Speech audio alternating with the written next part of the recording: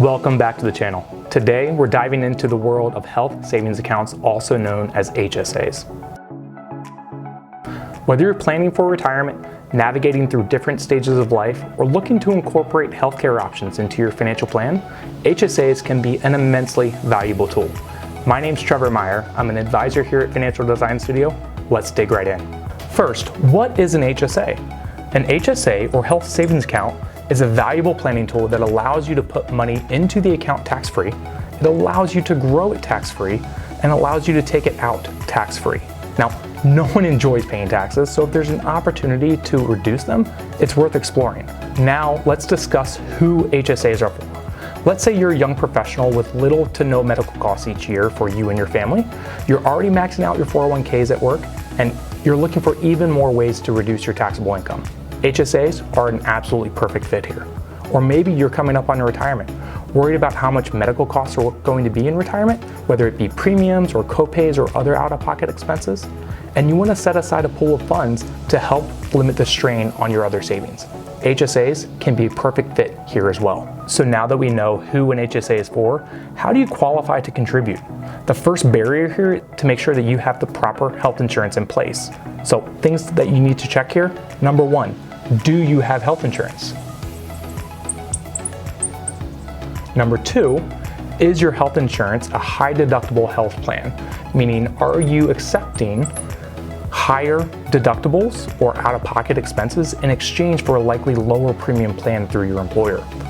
Number three, is your plan an HSA eligible plan? Now, most high deductible health plans are HSA eligible, but not every one. So it's really important for you to double check your benefit booklet through your employer or directly with the insurance carrier to confirm that you can actually make the contribution. If you meet all the criteria to contribute, congratulations. Now the next step is, how do you get funds in? There are two primary ways to do that. One, you can do it through your payroll. So through your employer, you can elect to say, hey, you're gonna have funds taken out of your paycheck, very similar to your 401k. Or you can do manual contributions, very similar to your IRA. So you have the account and you transfer funds in from your bank account, very much the way you do your IRA as well. If you can, it's generally a good idea to opt for contributions through your employer. The reason being, you also get a benefit on payroll taxes associated with these contributions that you don't get when you make them manually, very similar to the IRA style. Now that we know how to contribute, let's talk about how much to contribute.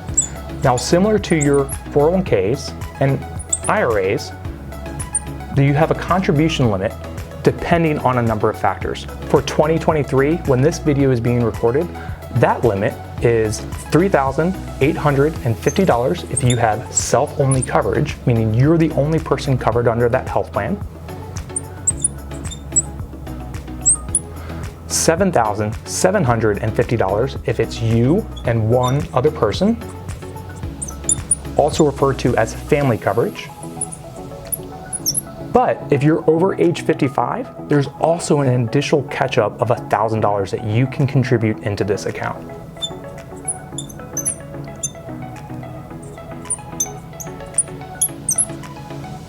Now, one quick note here is that some employers contribute dollars directly into an HSA for you.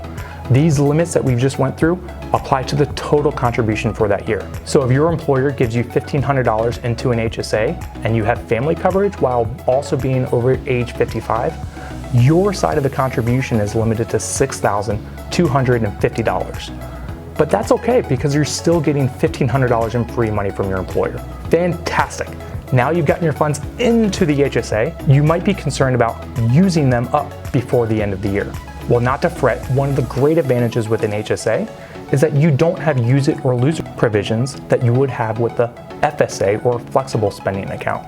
Even switching to a different health plan during your next open enrollment doesn't mean you have to force dollars out of your HSA. It just means whether you're eligible to contribute to the HSA.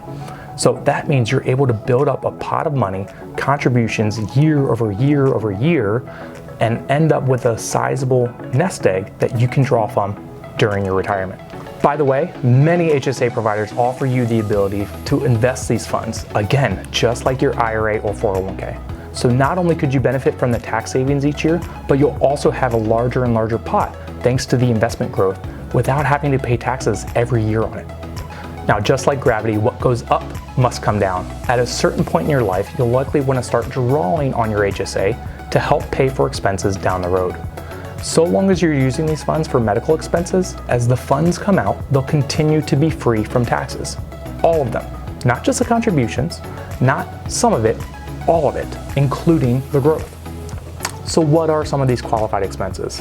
IRS Publication 502 details out exactly what some of these expenses may be. Now, the list is quite long, but there are some interesting ones that I think it would be worthwhile to go through.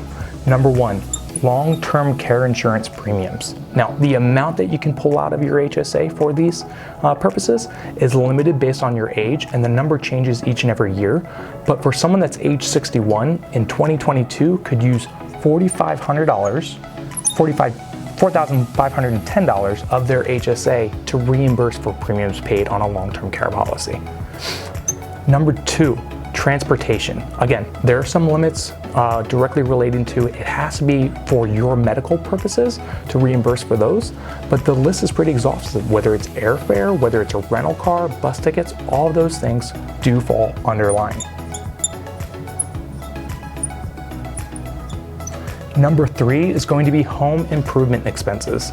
Believe it or not, if you need to make changes to your home in order to provide for medical care, let's say we need to add a grab bar to the shower or to the entryway of your house, or maybe we need to build a ramp so that you can get into the house.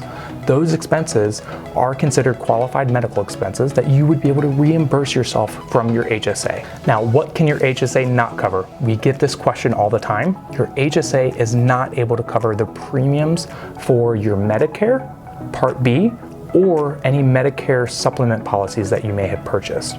Those you'll have to pay for separately, but considering the list of available expenses otherwise is quite long, you should be in good shape. Now, what if you don't have enough expenses or you don't anticipate to have enough expenses from a medical perspective? How can you get the funds out of the account? Well, if you're over the age 65, the good news is as the funds come out, if they're not used for a medical expense, they're just taxed as they would coming from your 401k or maybe your IRA. The treatment is the same. However, if you're under the age 65, there is an additional 20% penalty that you would have to pay. So if at all possible, if you can avoid taking funds out of your HSA for non-medical related purposes before age 65, that would be a really wise decision. Now, all that to say, no matter what your age is, if you pull funds out of your HSA for a qualified medical expense, whether you're 20, whether you're 40, 60, or 90 years old, as long as it is for a qualified medical expense, you will never pay taxes on those dollars. So where do HSAs fit in a comprehensive financial plan? When used strategically, HSAs can complement other retirement accounts like your IRAs or 401ks by providing not only tax advantages, but flexibility for healthcare expenses. They can even serve as an emergency fund if there's a medical necessity. You've heard me mention 401ks and IRAs a few times here, and there are similarities to an HSA. HSAs can also be viewed as another long-term retirement style account, but have the added benefit of being able to be used more easily today if a medical need arose, and there are limited options otherwise. We love HSAs and the planning opportunities they bring at various stages of life, from helping you save for future healthcare costs, to providing healthcare options for early retirement, to even reimbursing for big medical costs today. That's all we have for today's discussion on HSAs. It's really important that you talk with your financial advisor about what makes the most sense for you. If you have questions, let us know. We're happy to help. Otherwise, thanks for tuning in, and we'll see you next time.